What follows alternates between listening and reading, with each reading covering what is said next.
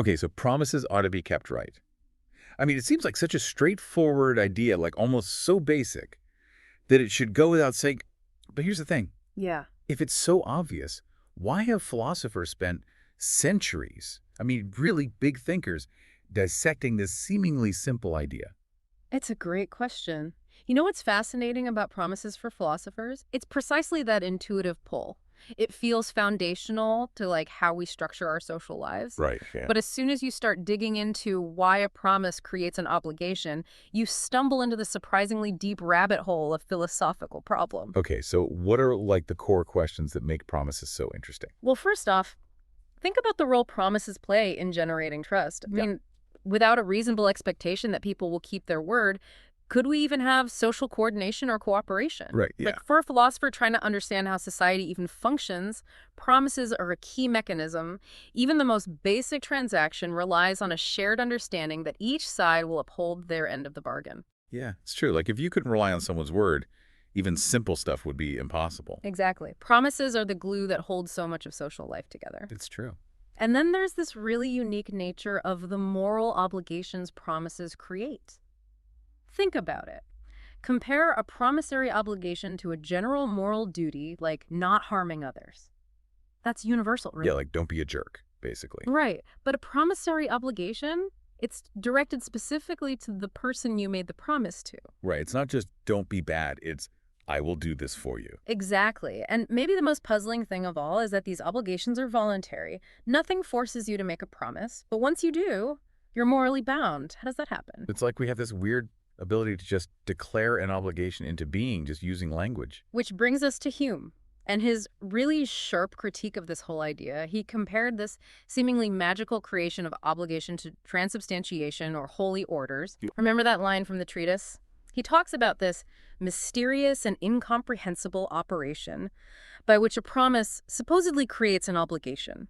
For a philosopher trying to find clear explanations, this is a big problem. It does make you wonder what's going on here. Right. It's not some minor footnote in the history of ideas either.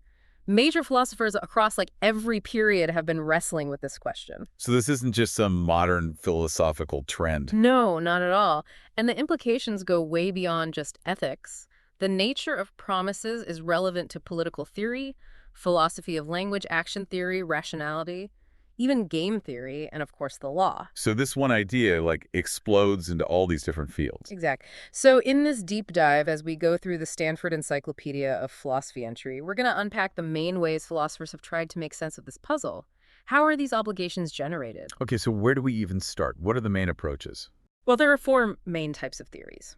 First, there's the normative power view, which says that promising is this unique power we have to directly create obligations just by our words, Just like that. pretty much. Then there's the conventionalist view, which emphasizes social conventions or practices as the foundation for promises and the obligations they create. Okay. Third, we've got expectation views. These ground the obligation in the expectations that promises generate in the person you made the promise to. Okay. And finally, a newer perspective called joint commitment views, which focuses on the shared agreement between the promisor and the promisee. So those are the main contenders in the philosophical ring. A real battle of ideas. Yeah. So let's jump into the first one, normative power views. What's the central idea there? At its heart, the normative power view argues that when someone makes a promise, they're exercising this unique ability to create a moral obligation. And they're doing it simply through the act of promising itself. It's like saying we have the special power, normative power, to change the moral landscape, and we do it by uttering certain words with the right intention. So no need for social conventions, expectations from the promisee or anything like that. Nope. On this view, the obligation comes directly from the promisor's will. The key idea is this: direct, self-generated obligation independent of anything external. It's like saying promising as a built-in must-do button. Yeah, kind of, and this idea goes way back in philosophy. Oh yeah. Where does it pop up first? Well, Aristotle linked promise-keeping to the virtues, especially justice, but what's interesting is that he also connected it to liberality when a promise involves a gift. He talks about the truthful man in Nicomachean Ethics, saying that if someone's truthful, even when little is at stake, they'll definitely be truthful when something important's on the line. So being truthful kind of bleeds over into being reliable with your commitments. Exactly. Later on, the Roman jurists like Cicero and Gaius formalized this duty of fidelity to promises in their legal systems. They even had a specific procedure called stipulatio. Stipulatio, what was that? It was basically a very formal question and answer exchange. Gaius describes it in his Institutes. It would go something like this. Do you solemnly promise to pay 100? I solemnly promise to pay 100. The very act of this verbal exchange following the formula created the binding obligation. So the exact form of the words was what made it binding. Yeah, the power to obligate yourself was tied to this very specific act of speech. Then we move to the medieval period, and Aquinas building on Aristotle, but adding a theological twist. He talked about promises through the lens of vows, promises to God. Oh, okay. He emphasized the promiser's will as binding themselves. He even outlined the essential elements of a vow deliberation purpose of the will and the promise itself. So the focus is on the internal act of the will as the source of the obligation. Exactly. And this natural law tradition continued with thinkers like Lockreed, Grotius, Pufendorf, each adding to the understanding of promises. But as more modern philosophy emerged, this idea of grounding normative power in inherent human capacities or divine law kind of faded. Makes sense. So what about the more recent philosophers? Did they revive this idea of normative power at all? They did, actually. In the 20th century, we see a resurgence of normative power views, especially in legal philosophy with people like H.L.A. Hart and Joseph Raz. But it also pops up in moral philosophy with thinkers like Gary Watson and David Owens. What were their arguments? These contemporary thinkers often link the power of promising to fundamental aspects of our agency and our ability to shape our moral relationships. Art, for instance, argues that promises create special rights and obligations between the people involved. He really stresses that individuals can voluntarily incur obligations, and by doing that, they change the moral independence of the party's freedom of choice. He even says that the promise gets like a temporary authority or sovereignty over the promiser's will when it comes to the promised action. Temporary sovereignty. That's a pretty powerful image. It is, and Ross takes this further by connecting normative power to our rational interest in being able to bind ourselves. He says that we benefit from being able to make commitments to others because it allows for cooperation and trust. So being able to make binding promises is crucial for us to be able to work together and get things done. Exactly. Now, Owens approaches it a little differently. He talks about something called our authority interest. Basically, our interest in having authority over what others do in certain ways. He argues that promising serves this interest by giving the promisee a right to determine what the promiser does in the specific area covered by the promise. So promising is a way of giving someone a limited power over our actions. Yes, in a way. And then there's Schifrin. She offers another interesting take, grounding normative power in our interest in building relationships based on respect.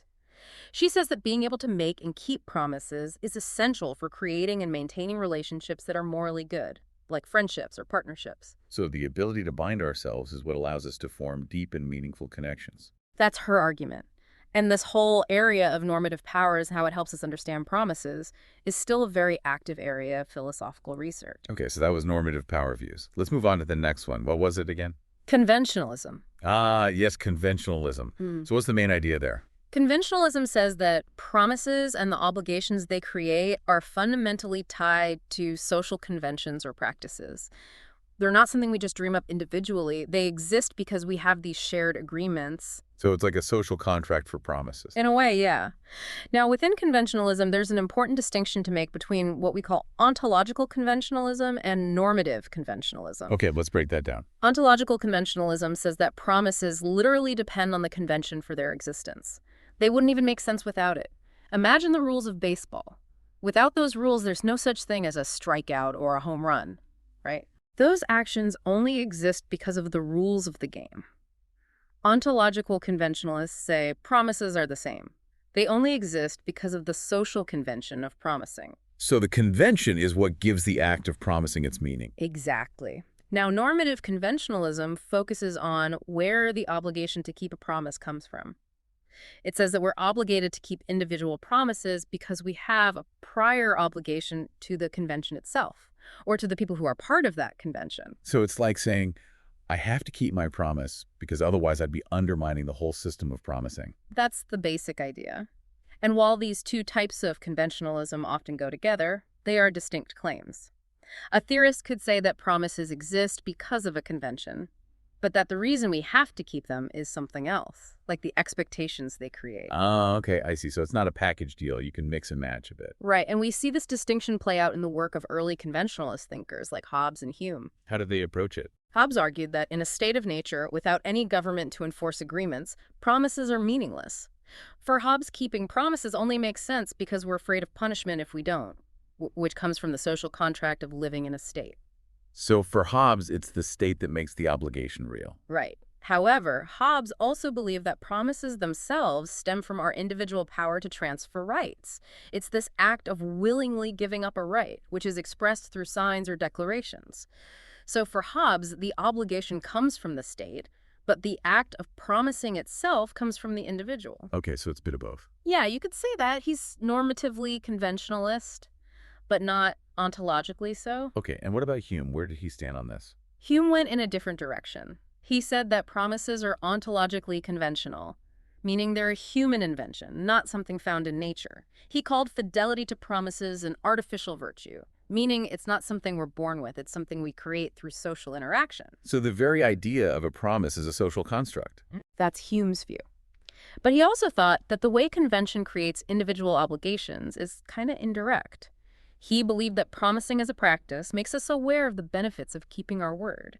And this leads to us developing moral feelings that approve of keeping promises and disapprove of breaking them. So it's the social practice that shapes our moral feelings. Exactly. So for Hume, promises are products of convention, but the obligation comes from our feelings, which are shaped by the convention. That makes him ontologically conventionalist, but not normatively so. Okay, so both Hobbes and Hume saw conventions as important, but they had different takes on how it leads to the obligation. Right. Now, when we look at 20th century conventionalists like Rawls and Searle, we see this idea of convention playing a really central role in both the existence of promises and the reason we have to keep them. How do they develop this view? Rawls, in his book, A Theory of Justice, argued that promises are like institutional artifacts, and the obligations they create are grounded in his principle of fairness. He basically said there's this just institution of promising, and it's defined by a simple rule. If you promise something under the right circumstances, you're obligated to keep that promise. Okay. He then argued that when we accept the benefits of this institution by making and accepting promises, we're also accepting the obligation to follow the rules. So it's like agreeing to play a game and then following the rules of that game. Yeah, exactly. And Searle, who's known for his work on speech acts, he had a similar view. He saw promising as an institutional action that's made possible by the rules of the convention. And the obligation to keep promises comes from the fact that we accept and value that convention. So it's all about the social agreement, both why promises exist and why we have to keep them. Yes, but even this strong conventionalist view has its critics. What do they say? Well, Scanlon, for example, argued that the conventionalist view gets the moral wrongness of breaking a promise kind of wrong. He thought they focused too much on the harm to the convention itself, rather than the harm to the person whose promise was broken. Makes sense. It's not about the system, it's about the individual who got hurt. Right. And this kind of critique led to the development of what are called hybrid theories. Hybrid theories, like a mix of different ideas. Exactly. Thinkers like Coligny and Wallace, for example. They say that the convention is important for explaining how promises create trust and expectations.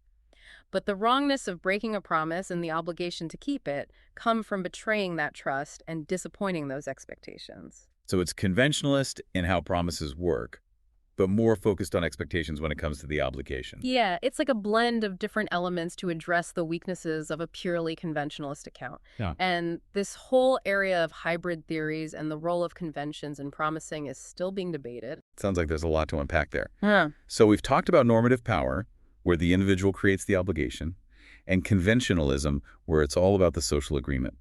What's next? Expectation theory. Right, expectation theory. So what's the core idea there? Expectation theory says that the reason we're obligated to keep promises is because of the expectations that promises create in the person we made the promise to. The wrongness of breaking a promise isn't about some abstract rule or my intention. It's about betraying those expectations and letting the other person down. So it's all about how the promise makes the other person feel. In a way, yeah. This view was popular early on with consequentialist philosophers like Bentham and Sidgwick because they saw broken promises as creating bad consequences. But over time, theorists with other ethical views also adopted and refined these expectational views. Okay, so are there different kinds of expectation theories? Yeah, there are. We can group them into three main categories: assurance views, reliance views, and trust views. Each one emphasizes a slightly different aspect of the expectation and how the promise reacts to it. Okay, let's start with assurance views. What are they all about?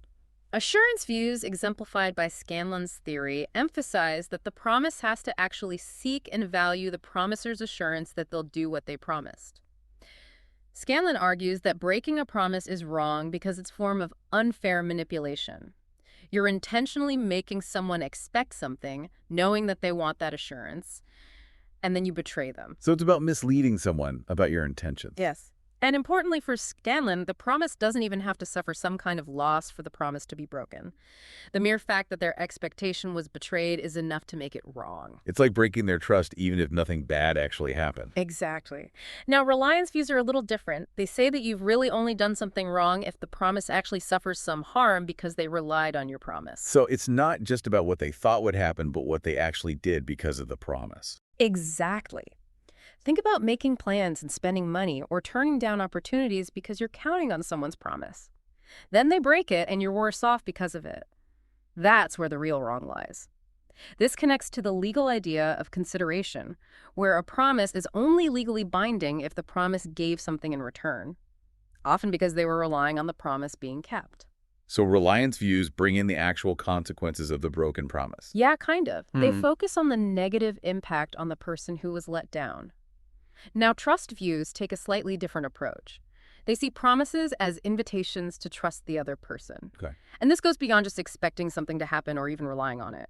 Trust in this sense means having faith in the other person's character and their commitment to doing something that's important to you. So it's about the relationship between the two people more than just the action being promised. And this trust is what creates the obligation. Right. The obligation forms when the promise accepts or uptakes this invitation to trust.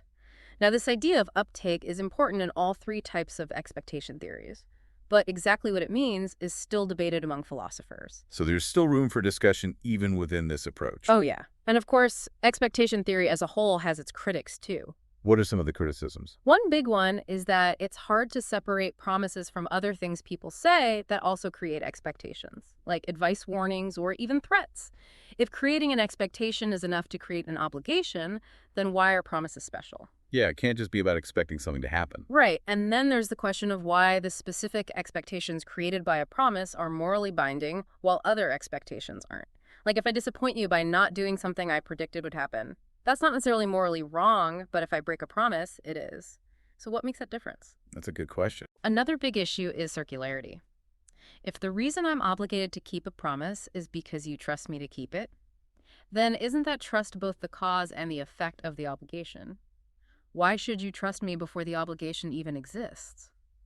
This is especially problematic for theories that don't rely on a convention of promising, because if there's no independent reason to think promises create obligations, then why should you trust me in the first place? It's like saying you need trust to create trust. Exactly. And finally, there are those tricky cases where the typical expectations just aren't there, like the desert island case, where you make a promise to someone who then dies alone. Did you still have an obligation to keep that promise? Or Scanlon's example of the profligate pal who breaks promises so often that no one expects him to keep his word anymore. In these cases, if the obligation is all about expectations, then it seems like there is no obligation. So if no one expects you to do it, are you off the hook morally? It doesn't feel right. And these kinds of challenges are part of what led to the development of those interpersonal commitment views we talked about earlier. All right, so let's talk about those. What's the main idea behind these views? Interpersonal commitment theories say that the obligation to keep a promise comes from the special interaction and relationship that's created between the person making the promise and the person receiving it. It's not just about what's going on in the promiser's head or about social rules or even the expectations of the promisee. It's about the commitment they share and the unique bond that's formed between them. So there's a shared space, a connection that holds the obligation. Yeah, kind of. Two of the most important theories in this camp are Margaret Gilbert's joint commitment theory and Stephen Darwall's theory of second personal obligations. Let's start with Gilbert's idea. What's so special about seeing a promise as a joint commitment? For Gilbert, a promise isn't just one person intending to do something. It's a shared intention between two people. They're both committed to a plan where the promiser will do a specific action. And this joint commitment is not just two separate commitments added together. It creates a we intention, a shared obligation that binds them together. So it's not, I will do this, and you expect me to do this. It's, we are in this together. Yeah, exactly. Gilbert says that to create a joint commitment, each person has to openly express their willingness to commit to the shared goal. Once they have that mutual understanding, then the joint commitment exists. And both of them are obligated to act in ways that will help fulfill that commitment. So it's not just about me keeping my word. It's about us working together to make it happen. Exactly. Gilbert's theory has had a huge impact on how philosophers think about social interactions and the nature of shared intentions.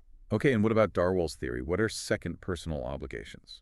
For Darwall, second personal obligations are a special kind of moral obligation that comes from our ability to make claims and demands on each other as individuals. He says that promises are part of a category of transactions, which also includes things like requests, commands, and agreements.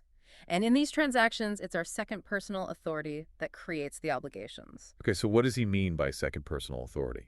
It basically means our ability to directly address reasons and demands to each other, and the expectation that the other person will recognize and respond to those reasons. Darwall says this authority is at play in all sorts of interactions, even something simple like accepting an invitation.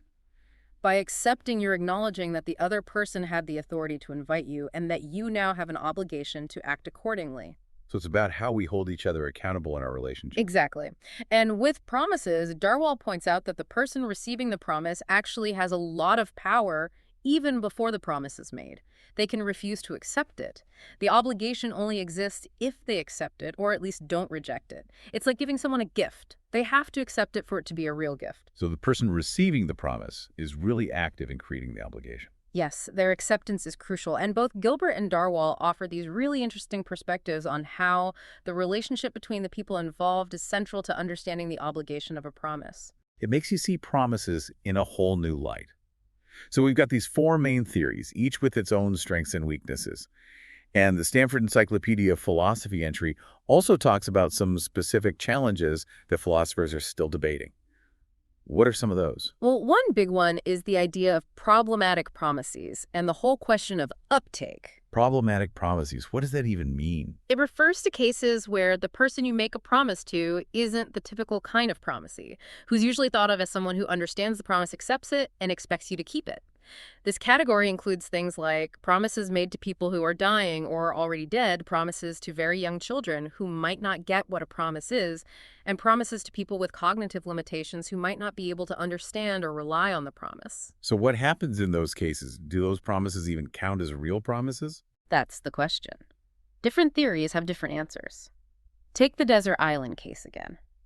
If you promise something to someone who then dies before you can do it, did you still have an obligation to keep your promise? Reliance theories have a hard time with this because the person never had the chance to rely on your promise. So the harm never happened. Right. And then there's the issue of promises to children. Leonard argues that both expectation theories and joint commitment theories struggle with this because young kids might not be able to form the right kind of expectations or intentions for the theories to work, but we still feel like promises to children matter. We do, yeah. And then there's Taylor. He points out that even authority-based views have trouble with promises to people who are dead or absent because they can't exercise any kind of authority anymore. Right, it's like they're not there to receive the promise. Exactly. And Leperto brings up another interesting point. She says even if the promisee is a regular person, their uptake of the promise might not always be immediate or clear. She introduces this idea of backward reach, of uptake, meaning that the possibility of accepting the promise has to be there even if it's delayed or if the promisee isn't specified right away. It's like saying the promise is waiting for someone to pick it up. Yeah, kind of. And then there's Albrecht. He talks about these asymmetrical relationships where the promiser might be able to stand in for the promisee when making a promise, like a parent promising something to their child. He thinks that in these cases, the promiser's own intentions and responsibilities can make the promise binding, even if the promisee isn't fully capable of accepting it. So it's like the promiser is acting on behalf of the promisee. Exactly. And Roth has another take on uptake. He says it should be understood as the promisee intending for the promiser to do what they promised. And this helps to avoid some of the circularity problems because it gives an independent reason for the promisee to trust the promiser. So it's not about whether they actually trust. It's about whether they want the promise to be kept. Yeah, kind of. Yeah. All these different perspectives on problematic promises show us that it's not always so simple to figure out when a promise creates a real obligation. It's more nuanced than we might think at first glance. Definitely. Now, another big debate in promissory theory is about promises we make to ourselves and whether those are even real promises. Oh, yeah, self-promises. We've all been there. Right. Philosophers call this the promisee release condition. It's the idea that if I owe you a promise, you can release me from that obligation. But if I make a promise to myself, can I just release myself whenever I want? If so, was it ever a real promise in the first place? Yeah, it seems like a cheat code for obligations. Right. So the debate here is really about what an obligation even is. A lot of theories assume that obligations are something you owe to someone else, but what about obligations to yourself? It's a tricky concept. It is. Rosati argues that self-promises are actually the most basic kind of promise. They're exercises of our own self-authority and our ability to make plans for the future. Dannenberg has this Nietzschean view of self-promises as a way to strengthen our will and shape who we become. And Shaw questions the whole idea that it's incoherent to release yourself from a promise. She says that our reasons for doing that can be just as valid as our reasons for making the promise in the first place. So maybe we shouldn't dismiss self-promises so quickly. Maybe not, but there's still the problem that Hobbes pointed out, the Hobbesian problem. He famously said that you can't be obligated to yourself because he that is bound can release himself. If you're both the one making the promise and the one receiving it, then it seems like you can always just break it. So if I can just change my mind about a self-promise whenever I want, Hmm. was it ever really an obligation? That's the challenge. And philosophers have tried to respond to this in different ways. Some say that maybe not all self-commitments have this release condition, like vows, for example. Others try to explain why it's not so easy to rationally or morally release yourself from a self-promise. So there might be more to it than just saying, I release myself. Potentially. And this whole discussion raises questions about free will, self-control, and what it means to be responsible to ourselves. Deep stuff. Okay, so what about things like vows and oaths? Are they just fancy promises, or are they something different? That's another area where philosophers have been doing some interesting work. Frew argues that a good theory of promises should be able to explain vows and oaths too. It's like a bonus feature that shows the theory has a wider scope. Like a more complete picture. Yeah, and when it comes to vows, Lieberman suggests that they're a special kind of resolution, a really firm decision about how you're going to act in the future. And then there's Brake's work on wedding vows. She questions whether we should even think of them as promises because that would imply that divorce is always breaking a promise. That's a pretty controversial take. It is, and it's led to a lot of discussion about the nature of marriage and commitment. Interesting. What about oaths? Oaths are interesting because they often involve invoking something greater than yourself, like a god or a sacred idea. Traditionally, they were seen as a way to guarantee that you were telling the truth, or that you would keep your word by calling on a higher power to witness your commitment. Modern philosophers tend to analyze oaths in a similar way, even if they don't bring in the divine element. Scanlon, for example, sees oaths as invoking something important or sacred to emphasize the seriousness of what you're saying. But Frew disagrees. He says oaths aren't necessarily directed towards anyone. They can be a unique kind of self-imposed obligation. Lieberman, on the other hand, sees both oaths and vows as exceptionless resolutions, meaning they're different from regular promises and don't have a specific person you're making the promise to. So there are a lot of different ways to think about these kinds of commitments. Yeah, and it shows us that the lines between promises, vows, and oaths can be blurry. Okay, so last but not least, there's this area of promissory reasons. What's that all about? Promissory reasons are all about why promises create obligations in the first place and what kind of reasons we have to keep them. It's about the psychology of promising and the moral weight of our commitments. So like what makes us feel like we have to keep our word? Exactly. One influential framework here is Raz's idea of first-order and second-order reasons. He says that a promise gives you a first-order reason to do what you promised. It's a reason to perform that specific action. But it also gives you a second-order reason, which is a reason to disregard other reasons you might have for not keeping your promise. So like the promise itself overrides other considerations. Yeah, in a lot of cases, this idea has been really important in legal thinking because it helps to explain why contracts are binding and why courts don't let people get out of their agreements easily. So philosophy helps to shape our understanding of the law. Definitely. And this whole area of promissory reasons is still a lively topic of debate in philosophy. Makes sense. So beyond the main theories, there's all this debate about the tricky cases and the different kinds of commitments. We've also talked about how promises connect to other areas of philosophy, like speech act theory and the philosophy of law, Right. and even how consequentialism struggles to make sense of the obligation to keep promises. It's a fascinating landscape. And what's really amazing is that after centuries of philosophical debate, the basic question of how mere words can create moral obligations is still unresolved. It's mind-blowing when you think about it. It is. It makes you realize how much depth there is to these seemingly simple, everyday concepts. And understanding these different theories gives us new tools to think not just about promises, but also about obligation, to Yeah. trust social order and how we relate to each other morally. Yeah, it changes the way you see the world. So one last thought for you, especially as a philosopher. Does the act of promising fundamentally change the moral situation between two people, creating a completely new kind of obligation? Or does it depend on some other moral principles or social structures that were already there? What do you think? Wow, that's a really thought-provoking question. It makes you question what's really at the heart of a promise. Exactly. And remember, this whole exploration of the Stanford Encyclopedia of Philosophy entry is just the beginning. There's so much more out there to explore. If you want to dive deeper into the arguments of specific philosophers and the finer points of these debates. It definitely gives you a lot to think about. Thanks for the deep dive. You're welcome.